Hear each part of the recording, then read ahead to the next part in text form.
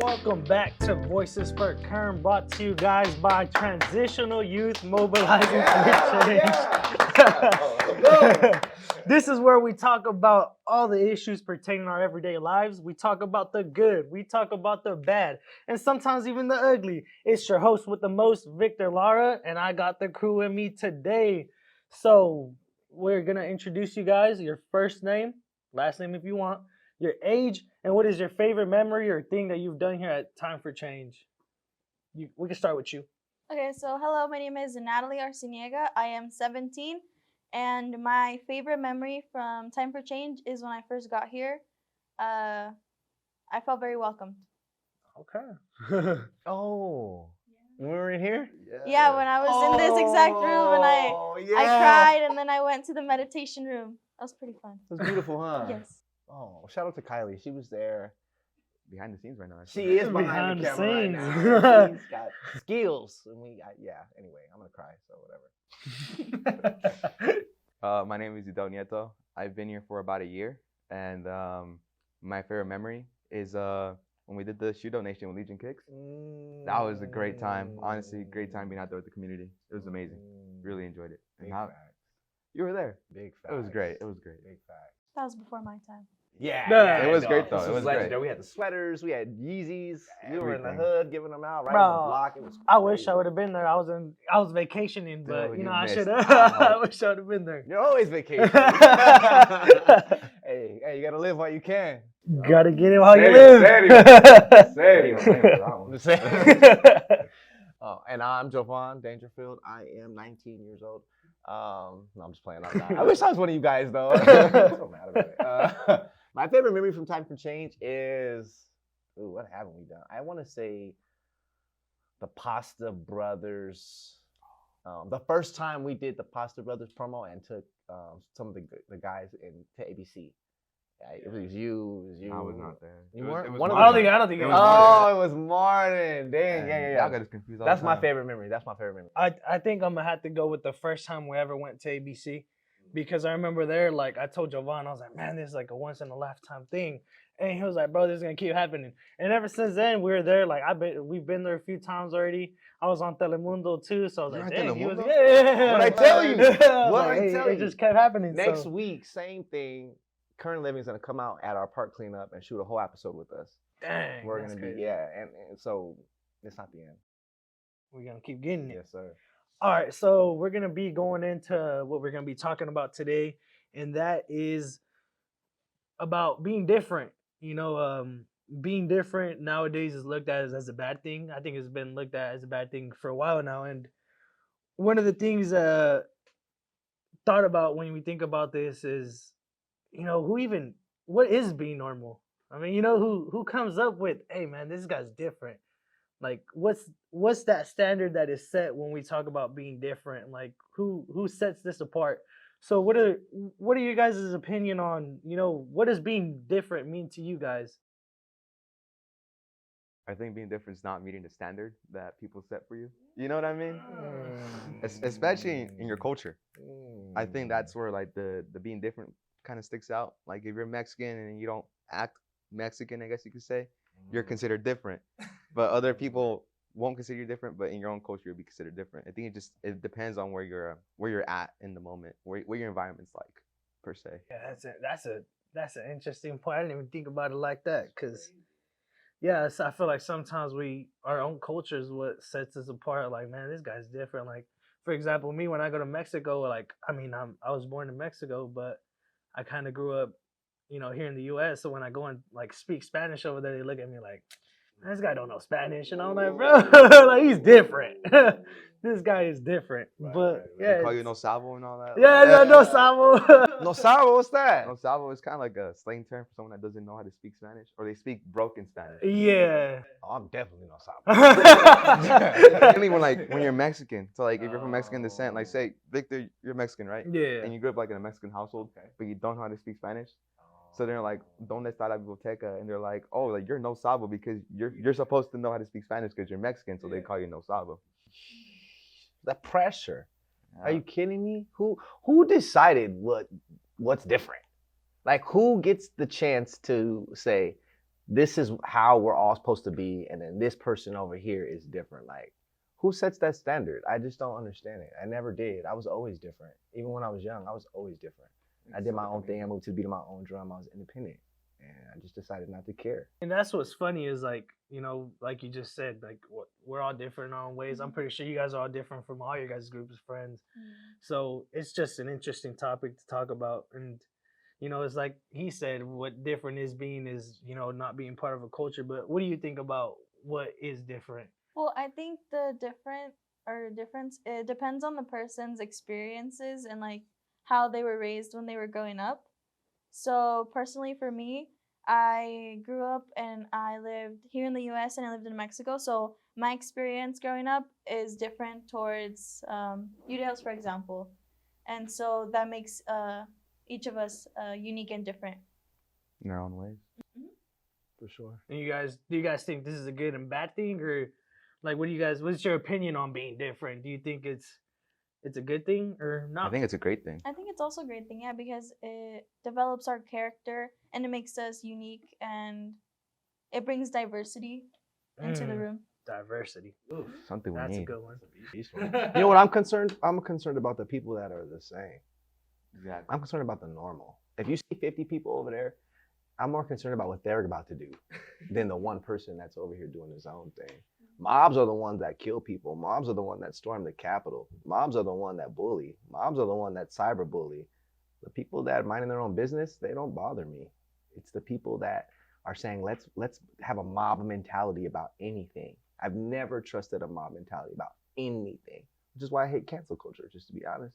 It's a bunch of people canceling somebody that they're jealous of because they're more rich and more famous than them. And because they're different. And because they're different, right? And we get to hold court on these people. Like, nah, that's society for you, though. Why'd you bring up like mom mentality? Like, do you think it's only a negative thing? Because I feel like you can do some positive with it. Hey, It can. I mean, obviously, the civil rights movement was, you know, there was mob mentality, Right. but look what it's translated into now. It's translated into anonymous people with fake profiles online saying the meanest things imaginable with no cause, with no direction, no. So I think it can be a good thing, and then it also can be a bad thing in the wrong hands. What will you do with your power, basically? In addition, like the people that hide themselves behind the screen, that's what gives them the power.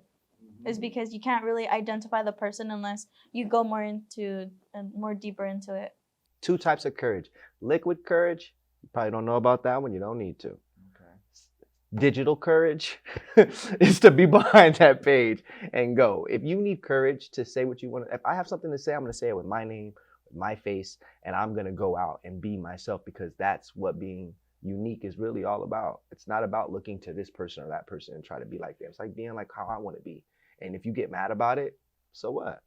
But it takes a lot of courage to have that mentality. to be a little different than others, especially when you know, like Javon was saying, you got a whole group of people thinking the same way, and you know they're kind of just pushing you off to the side for thinking a little different, which is interesting because it happens everywhere. You know, I remember growing up in school, that's how it was. Just if you didn't kick it or you didn't think like the jocks, then you weren't a cool kid, you know. Exactly. How do you know when you're playing for the right team, though? Ooh, I almost ducked under the table right now. How do you? Because there's been many conflicts, you know, where like there's two sides and every side thinks they're right. But how do you know which side's the right one? You know who I think is right? Usually the people in the middle.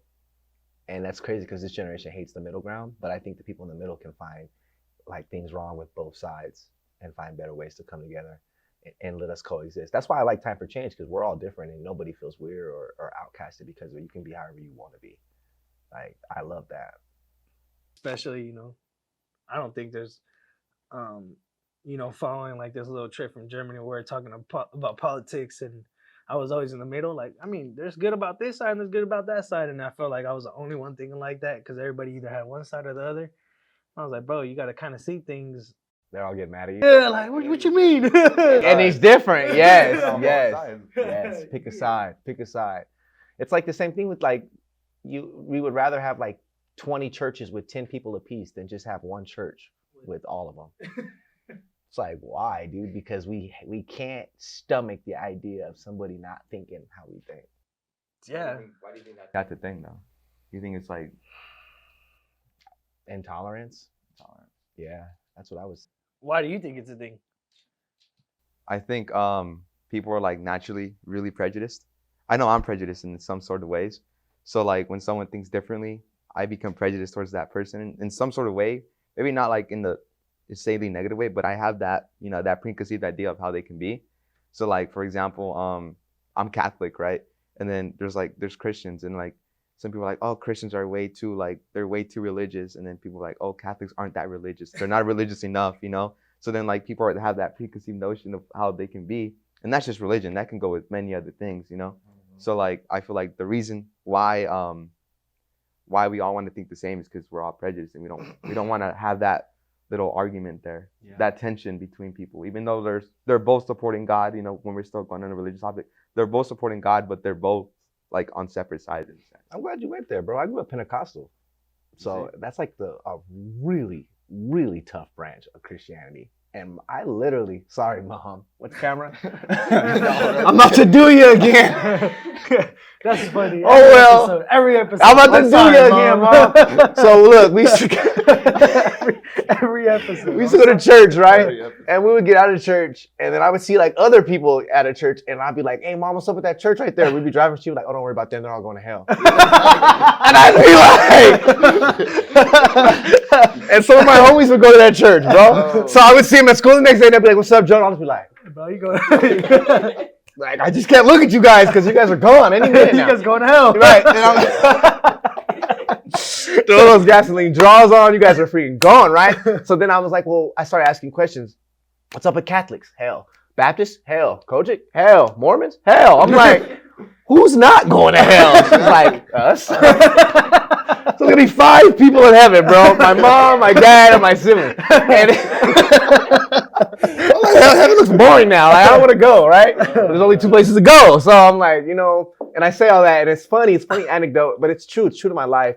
Because then I grew up, and, you know, I've been to seminary, I've been to all types of situations, and I've seen all these people with all these faiths and learning how to respect them for that. But I was conditioned not to. Exactly. I made it out, but my siblings, they did not. It's a different story. They did not. So we don't always make it out of how we're conditioned, you know, and that, I think that has a lot to do with how we turn out as well, what they taught us as youth. And to believe this about this race and that about that race and this about black people and this about Mexicans and this about, you know, homosexuals and stuff like that. It's like, why do I have to be, I don't even get a chance to explore the word for myself before I was already finding out people were going to a place where they're going to burn in flames forever and ever. How traumatic can that be to somebody that's 9, 10, 11, 12 years old? I think we have to blame our parents for that. And like Yeah. the older generation, like we always ask, like you asked, who is it that says who's different? I think it's older generation that it's always starting that conversation. Because as soon as you do something that's different from what they consider to be the norm, you're different. That's a bar, dude. You know, That's like a bar. you know, you seen the movie Coco? Coco. Have you seen the movie Coco? Of course, of course. Okay, you know how like Yeah. you know their whole family history, right? It's like them making shoes, Mhm. and as soon as he wants to start playing the guitar, it's like forbidden. He's different. He's bad. This and that. That's the same thing with every culture and everywhere. And it's always the older generation that gets in the way when someone tries to change. You know, it's always the older generation. This guy's snapping right now. You know, like I'm just saying, like I'm leaving. I'm about to go find my mom and just start fighting with her right now. Oh, yeah. How dare you? All right, so we're talking about, you know, being different and stuff like that, and, you know, we're talking about religion, and it's kind of interesting to me because, you know, when we think about religion, being Christian, being Catholic, I mean, all these things are kind of just like labels when you think about it, because, you know, I've gone to Catholic churches, I've gone to Christian churches, I've gone to a whole bunch of different churches, and they're still spreading the same message, but in a little different way. So why do you guys think all these labels are what make us different? Do you guys think labeling things and just saying, okay, well, for example, he's a Christian, so I'm not going to talk to him, but he's human just like us. I mean, why are we putting these labels on people and trying to make them different from others? Do you guys think it's just, like you said, it's just older people that just made these things just to separate one another? For example, race. This is something that, I mean, when I think about it, I'm like, who even came up with, you know, like, do you think people back when they were in the cave back then, they're like, man, he's black. I'm not gonna hang out with him. Like, That's a good question though. Like, You can't use my stone axe. So it's like, who came up with these different labels and races and religions? Like what started that is what started this? Do you guys think that there's good to this? I think humanity from the dawn of time has needed an understanding of people, and so they categorize them to achieve that understanding. People can't deal with not having genres. Have you ever seen an artist not be put into a genre? Even when XXX Tentacion was out, it was like, where do we put him? Is he alternative? Is he rock?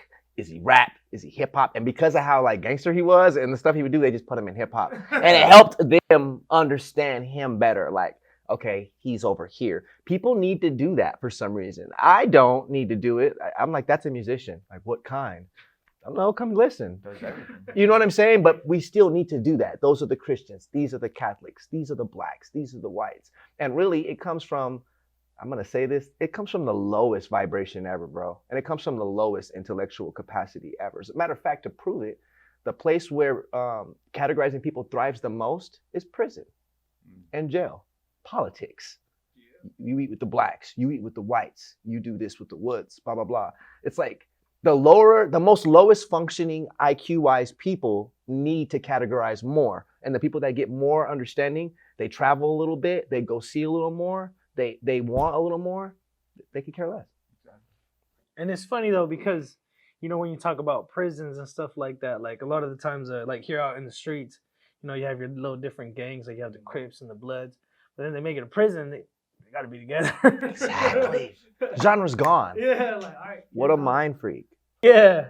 So it's interesting because we label people just trying to, you know, make them different.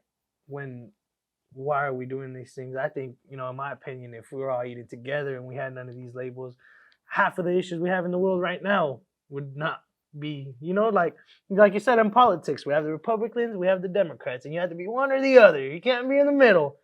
I'm not feeling like either of them, just to be honest. it's a bunch of factions. I might disagree with you a little bit because for me personally, I don't see labels as per se a negative way because labels kind of help you connect with people.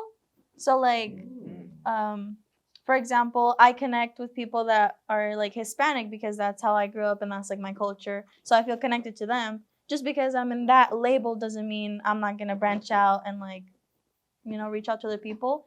But also in my personal experience, I had panic attacks and I didn't have a label for that. Like I didn't have a name for it. So I couldn't really connect how I was feeling with it. So it kind of made me feel a little bit lost.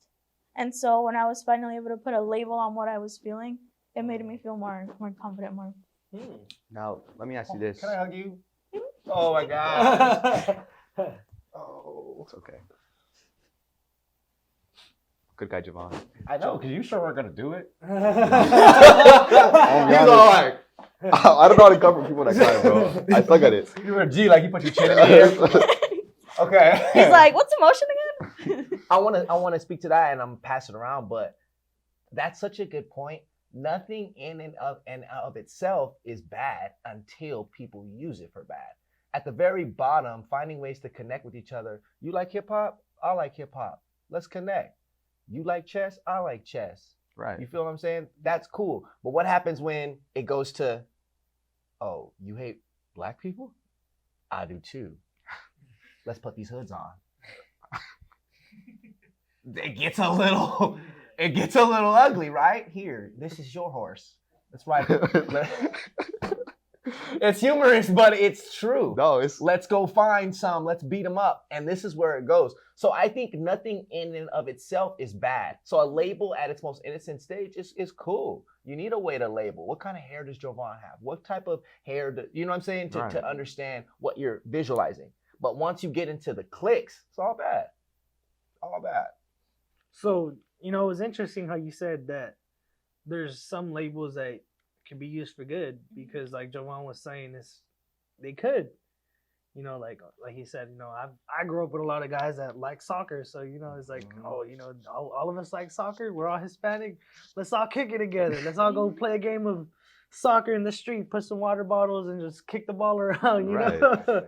So it's interesting to talk about these things, but you know, as Javon said, sometimes labels can be used to keep people under. You know, marginalize them. You know, and just make them.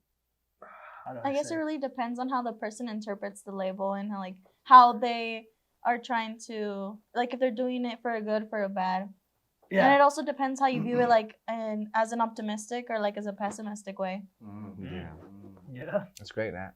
That's great. I see them mostly on the pessimistic way.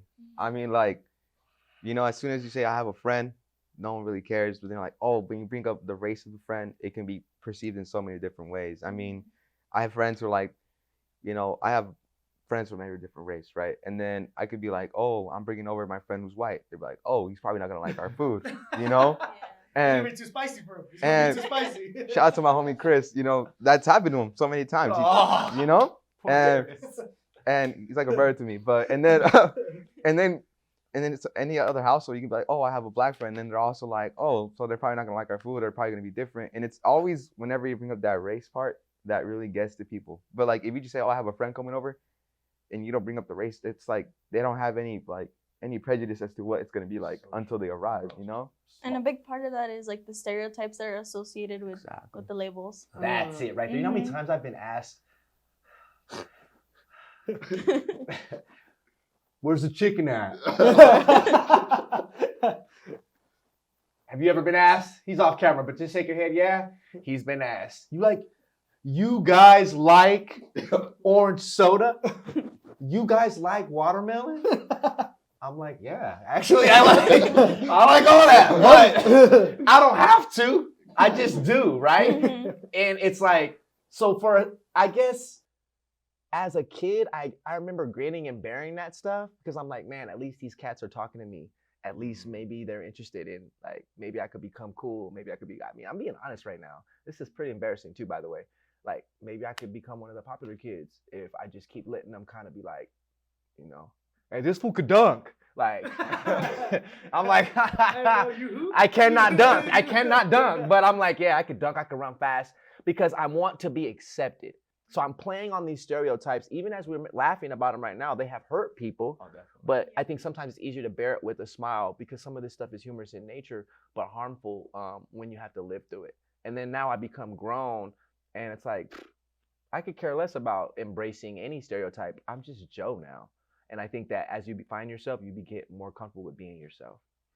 Yeah, but one time I was working when I used to work at Penn Express, and then these white guys walk in. Come on. And I was cooking, bro, and then they walk in, and I'm like, oh, how you guys doing? And then he's like, hey, bro, he's like, you can't wait to get home and drink your Modelo's? And then I was like, bro, what the hell did he just say? You get mad, huh? What did he just say to me? But then in my head, I was like, any? Huh? Did you have any? But I was just like, you know what, bro? You're lucky I like it, bro. I was like, all right, you know, I'm going to just keep it like that, bro. Exactly. I'm not even going to say nothing to you, bro. You just get your food and go. Exactly. That's terrible, dude. Nah, but, you know, these are bias and stereotypes that people just say when they see you, they automatically think, oh, this guy he's going to like this. Or, you know, oh, you like tacos, bro? And if you don't like that, you don't know how to do something that pertains to your race, you're like, what? You're Mexican. You're supposed to be able to do that. Oh, my God. I remember there was one time where we were driving past this house, and I was driving with a friend. Well, not really a friend, more like a friend of a friend. Yeah. And I was like, that house is a really bad, like, whoever mows that lawn is terrible. It's like, I bet you know how to mow a lawn. And the thing is, I would have fought him. I do landscaping with my stepdad. And I'm like, I do know how to mow a lawn. It hurts when the stereotypes actually like apply to you. Yeah. You know what, bro? You're lucky I do. Yeah, like, you know how many You're like, whatever. You're just freaking doing it. If we drove by the field and he was like, I bet you know how to pick them grapes. I'm like, I do know. Right. I've done that before. So the stereotypes are funny because they have a hint of truth to them. But when they're used from someone from a distance, it's like you didn't even take the time to get to know me first. They just have so many preconceived notions about people and about things. Like, for instance, like when we're coming up, maybe there's like a gay person in the locker room, right? And everybody in the locker room would assume that this dude was trying to get with us. And I would kick it with him because I was like, I don't care if you're gay, bro. You're the homie, right? And then they'll be like, oh, was that fool trying to get you? So not only is he gay, he likes every single man that has ever lived. And you could be heterosexual, and if somebody treated you like that, heterosexual, you would not trip. You would be mad. Yeah. Like, what, you want her? You want her? You want her? You want her? You're like, just like a dog, right? That's how we'll treat people growing up in the locker rooms. That locker room, I don't want to change in front of him. He ain't thinking about you. You know what I mean? But he didn't even want you. He didn't want you anyway, you know? But that's how we'll treat people. And we have alienated so many same-sex oriented people just because we feel they're a threat to us. Sometimes people forget that they're actually people and they have feelings, and like they're not like, you're not the center of the earth, you know? You're not, dude. Girls ain't even trying to get at these guys. And they're worried about nobody wants you, man. Fall back, dude. So, they're trying to get at them, you know? Exactly. So I like busting those. I like busting through those. I was the guy that, like, if that guy was gay and I knew it, I'd give him a hug and say, hey, I love you, man. Like, in front of everybody, just to let it be known, like, this is the future. I knew it was, and I'm glad I was right. Because a lot of those cats that I was with, they're bums right now. Sorry, guys. Yeah. They're bums now. They didn't understand that the world was changing, and they didn't understand how to show love in the proper way. The cream rises to the top. When you show love and you don't care about how people are and you let them be themselves, people never forget how you treated them, but they always forget what you say. Are you a parent, Javon? Yeah. So how would you treat, like, I consider that to be a skill, to be able to like identify those things that are gonna come out. Yeah. How would you per se like teach them how to not be those bums, you know? Well, the good thing about it is, and we'll probably touch on this a little bit later, but I'm gonna touch on it just briefly. Your generation is the most adept generation at understanding differences that I've ever seen in my life. I've never seen it. I thought millennials had it. We was on our way, but Gen Z, y'all the ones. We get stuff done. You get it done. And then you also don't get a lot of stuff done. But the stuff we got done, the stuff we didn't get done, you are getting done. Mm-hmm. And some of the stuff we think needs to be done, you guys are like, who cares about that? That's the generational gap. That's what it's for. So when we come together, everything gets done. But as far as like my daughter, or you know what I'm saying, I don't even have to, because she's the one schooling me. Like, yo, like this guy's this guy's that, this guy's trans, this guy, you know, this person's this person's that. Nobody cares. He or her is the homie, whatever. So it's a lot easier. But for me, I just want to expose them to as many different situations. You know, I take them to Chicago, I take them to New York, I take them to Miami, I take them to Houston. I want them to see the world as it really is and not grow up in these small microcosms where everything's the same. All right, guys. So, you know, that was a pretty deep convo, you know. But we're going to go to a little short break. And Time for Change just recently adopted MLK Park, guys. What you say? Time for Change just adopted MLK Park. Yes, so let's go. Let's go. Give you guys a little short about what we're doing there and all the changes that Time for Change is creating there. Be right back with you guys.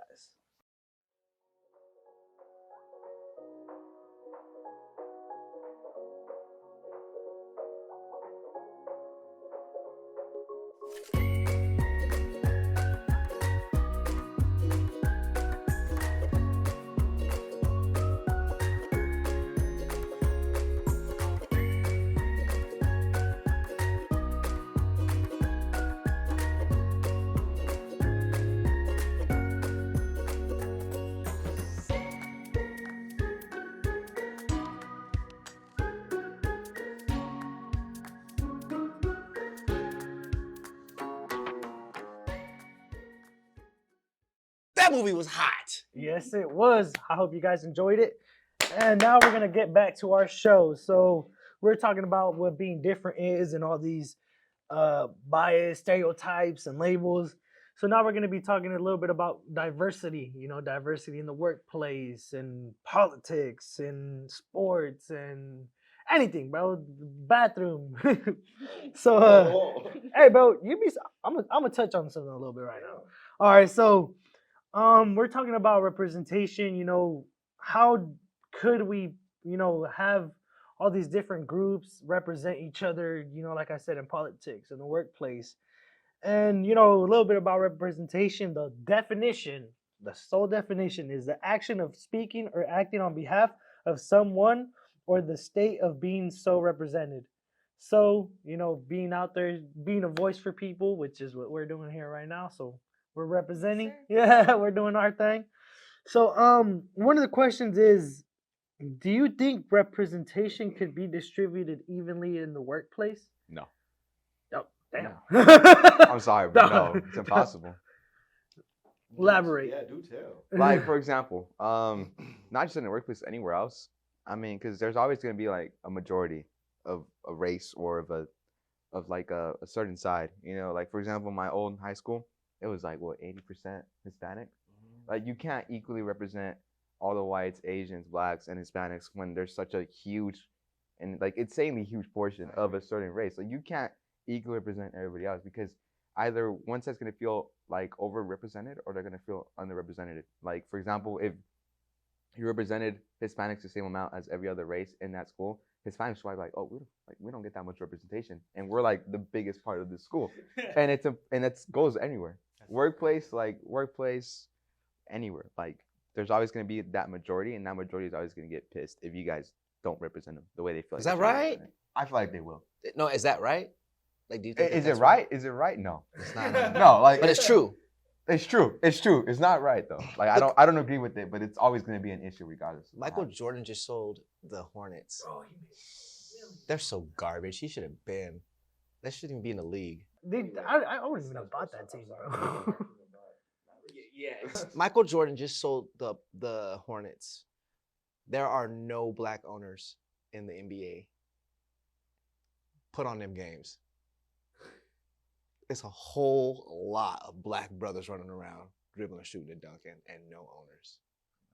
But then the Mexican gentleman can come and say, there ain't no Mexican players. Yeah, we have one. You have a couple. Yeah, a few. And then, you had Jeremy Lin, who was Asian, and he was like hooping for a little bit, and everybody was like getting happy because he was like.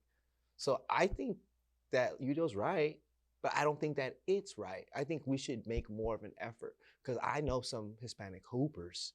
I know some Hispanic coaches. They belong. Why are they not getting the opportunity? What's up with that? What do you think, Nat?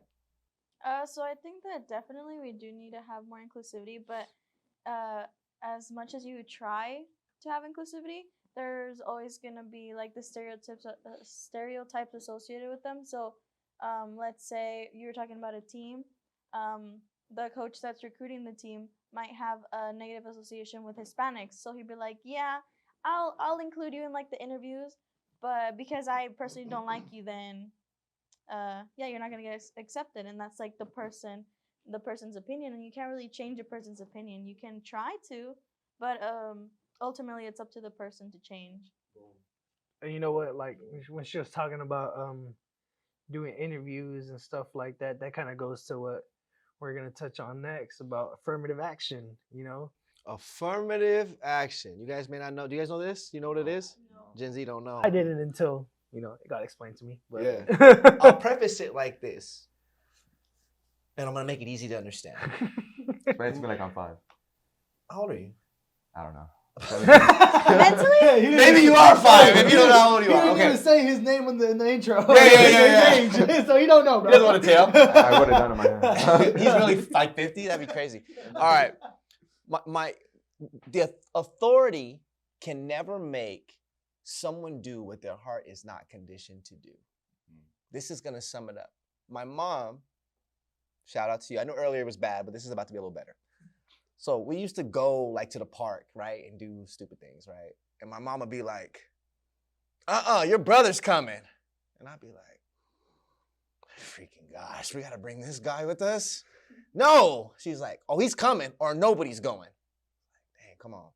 So he comes, and the whole way there, we're making fun of him. We're treating him bad. We're saying, you're a loser. Why do we have to bring you? Should I be doing this? Sorry, bro. But that's basically what happened with affirmative action. The government said, we need a couple more minorities in there. We need a couple more Mexican people in that job. You got 80 employees, 78 are white.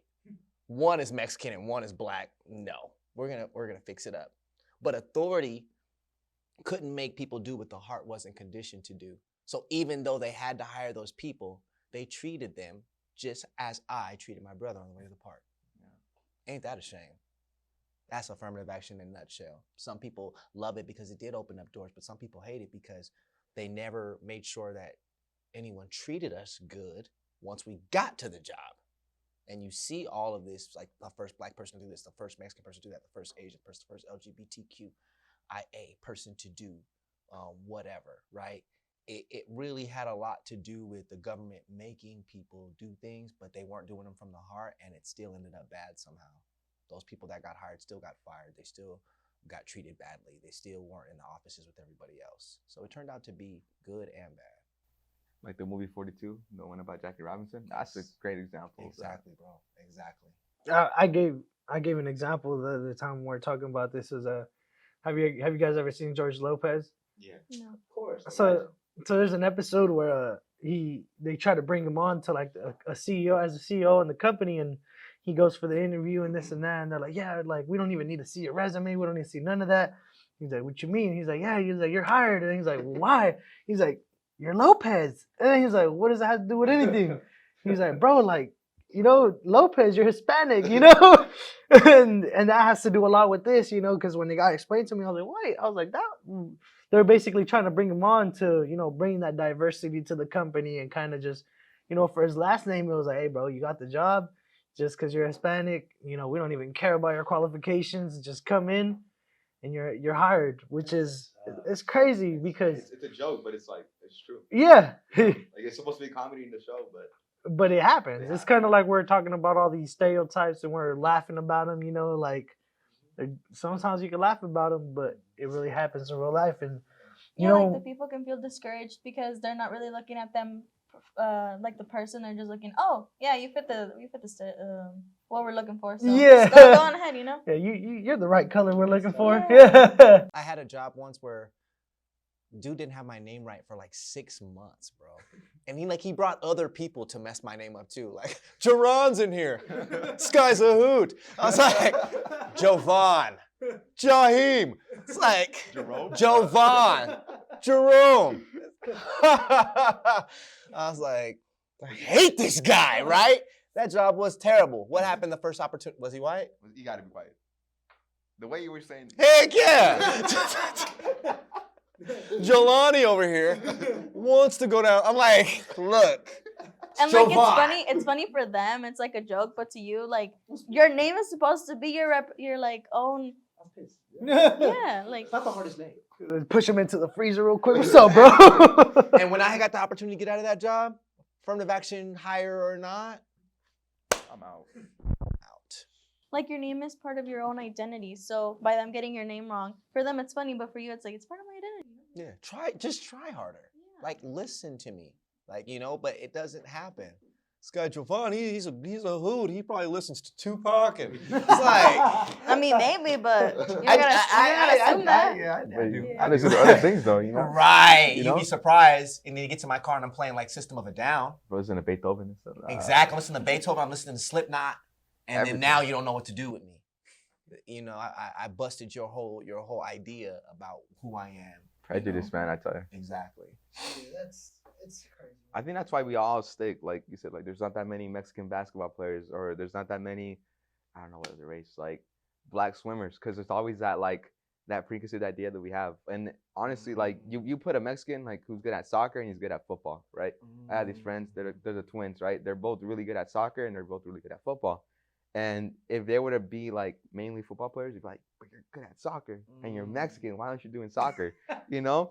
And if they were black and they were both good at soccer and football, they'd be like, Imagine "You're how black, good you'd but be do at basketball football." or Like, football. Yeah, like it's like it's always that thing, and I think that's why people like there's always that majority in whatever area. You know, like you don't really see like many black people or many white people working at taco stands. you always see mainly Mexicans, and it's not me being racist, it's just how it is. Like, Actually, in the kitchen in general, bro. Exactly, You'd be like- surprised. Anytime I've worked a kitchen job, like they're like, oh yeah, they only speak Spanish. So I'm like, oh okay. Like I got hired on a job one time too. I wanted to be a host, so you know the people that greets people. And then they're like, oh, you know Spanish? And I was like, yeah, I know Spanish. They're like, oh, well, we're looking for cooks, you know, and, you know, it'd probably be easier for you to do that. They're like, I think you'd be able to communicate with our cooks better. And I was like, well, yeah, I mean, I was looking for a job, so I was like, you know, whatever you got for me, I'll take it. And then I get there, bro, and they literally just speak Spanish. So I was like, so this is why you guys put me in here? Like, this is why you guys put Low-key me affirmative action style. Yeah, like, okay, well. Yeah. When I was a kid, I wanted to be we were talking about Marvel earlier in the break, right? And like I wanted to, you know how kids will be like, oh, I'm Batman. And I'll be like, okay, so I'll come through, I'll be like, oh, I'm Superman. They'd be like, not so fast, buddy. Like, why? Why can't I be Superman? Like, he's not black. I'd be like, well, dang, let me hit the comic books. Let me see who I could be, right? Black Panther. That's it. That's what they But this is before the movie was cracking, right? I didn't want to be him. He's dressed up like a cat. I'm like, nah, heck nah. I'm shooting these webs no matter what y'all think. They're like, don't listen to him. He's black. He can't be Spider-Man. He can't be Superman. He can't be Batman. And that's where representation came into play because I didn't see anybody on the screen that looked like me. So I couldn't be. And even worse for girls, like I remember, this is a bad confession. I remember telling her growing up, and she started crying when we were kids, you could be Superman's girlfriend. Has anybody ever said anything like that? Probably. I bet somebody in here has. Like, the girl wants to be a Marvel hero, and you're like, nah, you could be Spider-Man's girlfriend. You could be Mary Jane. You could be, you know what I'm saying? And it's like, that's why representation matters so much. That's why it was so big for The Little Mermaid to have locks. That's why it was so big for movies like Coco to pop, you know, because it celebrated an entire heritage and gave all of us a look. Shang-Chi, the Legend of the Five Rings, huge for Asian. Great. That movie's amazing. That movie's Huge so for good. Asian people. Huge because they get to see people that look like them. It's a big deal. Not talking about movies, like they're gonna make a new movie and they're gonna try and incorporate. What movie was it? Well, I'll give an example of The Little Mermaid, right? So they incorporated like the black race, right? The way I saw it was like Ariel was meant to be like representing like the redheads, right? So how is that like controversially like you're like changing redheads for like black representation, but there's already characters that have their representation and they're meant to be that. Like if Tiana was suddenly Mexican, like that's where you get into the controversial There'd be topics about it. outrage. Like, there would be like, outrage yeah. if that happened. mhm. I can see it. And I love Princess of the Frog. Great movie. Oh, that's the prince from the princess. I was I like, love who's that movie. That's getting a little confusing because then like they released the new Spider-Man and he's like young and he's black and then they got the older Spider-Man and he's white and I guess they're just saying anybody can be Spider-Man, which kind of takes away the luster of being Spider-Man because now anybody can be him. So I don't want to be him anymore. I want to be Black Panther now. He turned out to be cool. But you know. Oh, didn't they just make like a new superhero too? What's his name? The one that Dwayne Johnson came out in? Black Adam? or something. That I haven't seen that movie, was bro. terrible. It was Garbaggio. I didn't watch it, dude. bro. But Yeah, you know. he had powers, but why you gotta be Black Adam? How come he can just be Adam? That makes me mad too. I'm Black Adam. What if I came in here and said, "Hi, I'm Black Jovan"? You're terrible, right? Yeah. Yeah. I feel like they forced the representation though. And they, Ooh. you know? But because they have to, right? no, but I feel like it doesn't feel natural. It just feels way too, like, simple terms. It feels artificial, you know, like, and then it kind of like, it makes it corny. Like, oh, like, just cause this and that, like, this has to happen now, you know? And I feel like there's nothing wrong with it, but I feel like if they did it in a more natural way, no one would have a problem. Like it depends how you people incorporate are the racist? character, right? Yeah. Mhm. Go ahead. We're listening. Oh, I was just saying that how you incorporate the characters, or like for example in the new Spider-Man movie, the way that they incorporated Miles Morales, it fits to the story, so people naturally accepted it. Whereas like the Little Mermaid had like some backlash because all of a sudden the character switched race. Just changed. Just like, one day to another. Like, And it didn't matter to me if she stayed white, to be honest. Like, Because that's how it that's how was. she was in the cartoon. Yeah. So it's like no big deal for me. my little nephew, because we were watching the movie and like, you know, they play the trailer and then he's like, wait, she's black? And I was like, apparently, bro. Right. Because, you know, like she said, you know, like, you know, she was, I didn't even think about her representing redheads because when you think about it, there's like Ariel. She was Yeah. there, she had vocals.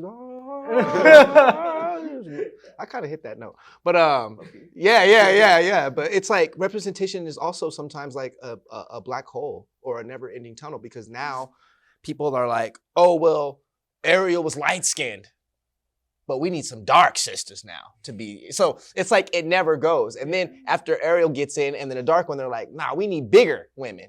We need some BBW Ariel, right? She's in there swimming. Is it not true? It's funny, but is it not true? It never ends. But here's the thing. The thing is, you can never please every single person. There's always going to be one person that's always going to be complaining. So you can't really target every single. Let the government say that, though.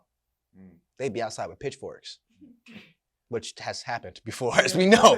But let the government say that. So this is, like, I'm glad that we're talking about this in a way where it's like we're just saying how we feel and we're not really saying we have the answers, because this is a problem that the brightest people in the world have not yet been able to really deal with, because it's a matter of the heart.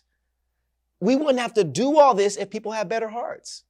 It's really about how we treat each other. The law doesn't have to come in and tell me to make sure I'm around Mexican people or gay people or Asian people, because my heart is already conditioned for everybody. So where's your heart at? Again, like, I think that also comes back to like how you were raised. So for me personally, I was raised on treat others how you want to be treated. So that was a rule we had in kindergarten. That's the golden rule right there. Yeah. Yeah, so like in middle school, there was these two girls. They were different from everybody else. They were white, you know, like they weren't really accepted because our middle school was mostly Hispanic. And I went back to the golden rule, as you said. Treat others how you want to be treated. They would be excluded. So even my friends would be like, yeah, don't hang out with them. I'm like, I don't agree with you. So I'd go up to them, even by myself, and I'd be like, hey, do you want to come eat lunch with me or something, you know?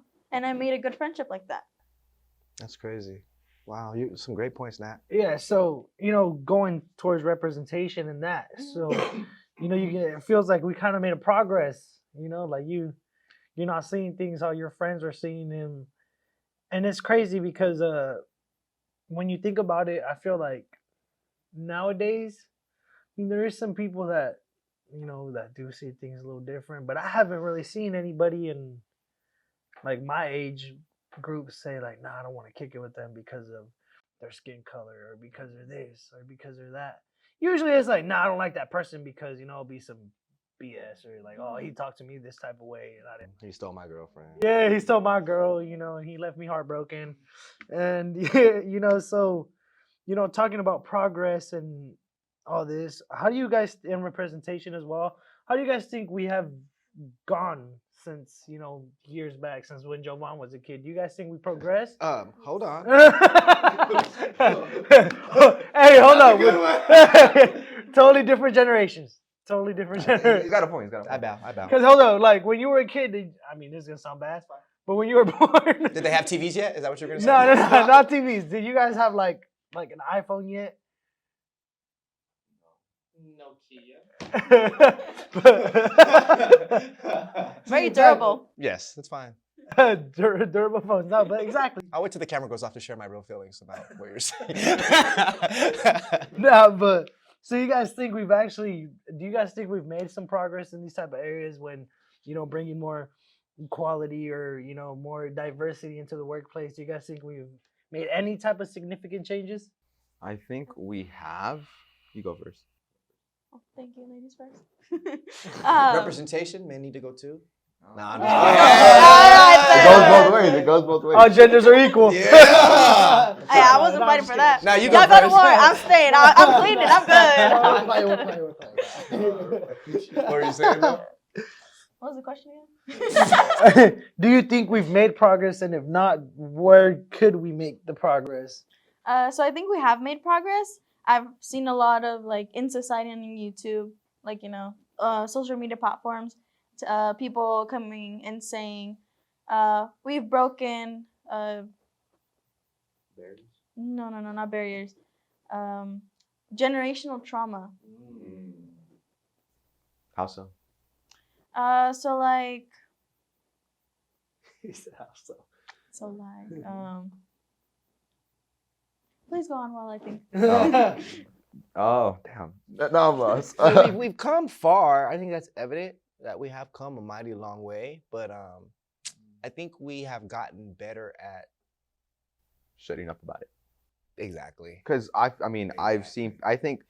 We always say like, oh, like we don't want to hang out with that person, but some people they're still racist in that sense. Like, actually, I was at my cousin's quinceañera, and it was the day after, and you guys are doing the Juneteenth thing, and they're like, oh, we don't got school. He was summer school, whatever, and he was a chapelan. He danced in her party or whatever, and they're like, oh, we don't got school the next day, Monday, and they're like, oh, why? It's like, oh, some like stupid Juneteenth thing, and I was like, oh yeah, like Thanks, guys. we did that, and then it was like, oh, like you work with black people, and I was like, yeah, like my boss basically is black, and he's like, he kind of just gave me this disgusted look. He was like, imagine, and I was like, whoa, wait a minute. Wait a minute. Who's this And guy? my cousin was there, and she kind of just gave me this look, and I was like, this kid is like, he's like 15, but he's acting like this. He's like, dude, like, and You'll never hang out with that kid again, bro. no, that's what I said. What's his Kid is name? wild. And I was like, dude, like, what do you mean? He's like, I don't like black people. And then he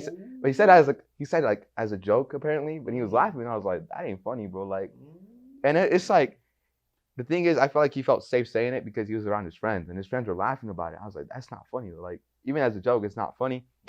And I was like, dude, like, you're just weird, bro. I'm sorry. That's just something weird to say.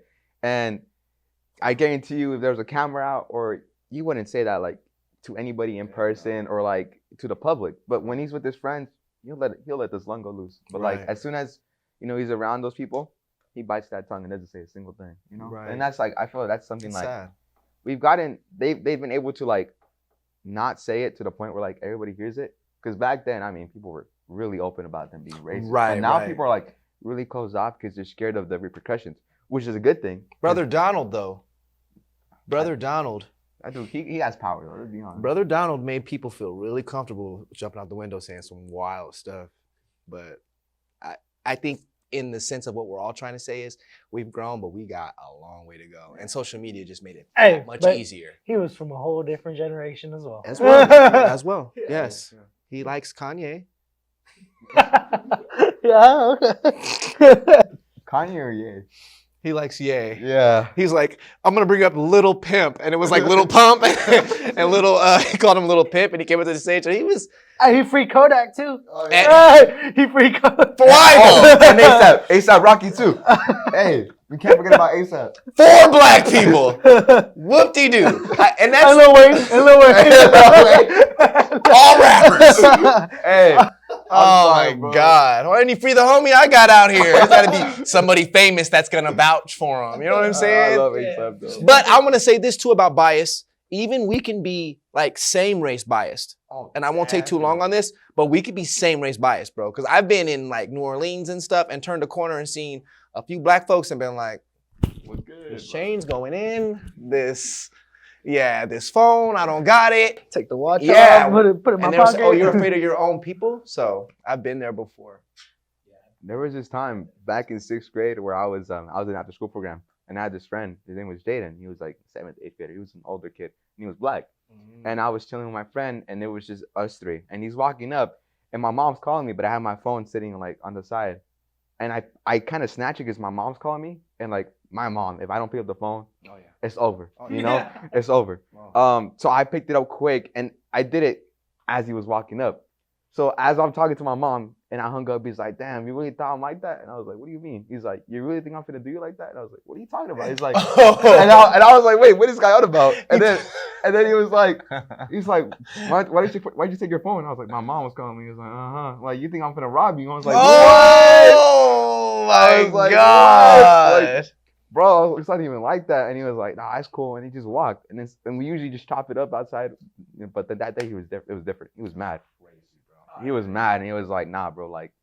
So we're gonna have to cut this a little short. We're running out of time. Good talk though. Yeah, good. We're gonna continue this because we didn't talk as much as we should have. But so we got some questions here, and you guys are gonna take a question, and we're gonna answer them. So let's have you take a question, and let's have you take a question. We're probably gonna get to you too. I mean, if we have time for us to. Let me hold one. All You right. know, No. He said, "Let me hold it." He said, "All right, Oh, that's a good one. Wait, hold on. all right, ready?" Oh, that's fire. Okay. And try to answer it in like 20 seconds or less. Take the challenge. All right, and we can cool. get through as many as we can. All right, then you go first, then you, then I'll go. Okay, cool. All right, cool. This is a strong question. Okay. What do you think causes the stigma around Gen Z? 20 seconds. Oh, is it just for me to answer? Yeah. And we'll like feed Oh. off you like for a second or so. Stigma around Gen Z is that we're kind of like the perfect generation. Like we're improving a lot, but in reality, we have a lot of work with or a lot to work on, and yeah. Stigma around Gen Z is because they don't have like the attention span because of the internet. People feel like they're gonna do terrible at regular jobs, and like always be like off topic and hard to keep up with in meetings and providing terrible customer service. That's a stigma. I feel like people think we're really lazy too because of just the internet and all that. You know, we depend on it too much, they say. I'm gonna just say this, like, I feel like every generation, like, that was before us, like, just, or before any generations, I was like, oh, these kids are gonna ruin this. And I feel like it's been like that for every single generation growing up. So I feel like this, like, stigma is just there for, so I'm pretty sure in a few years, we're gonna think about whatever generation's next, like, oh, they're gonna ruin us. Mhm. So I feel like it's just something that Straight up. naturally happens. What you got?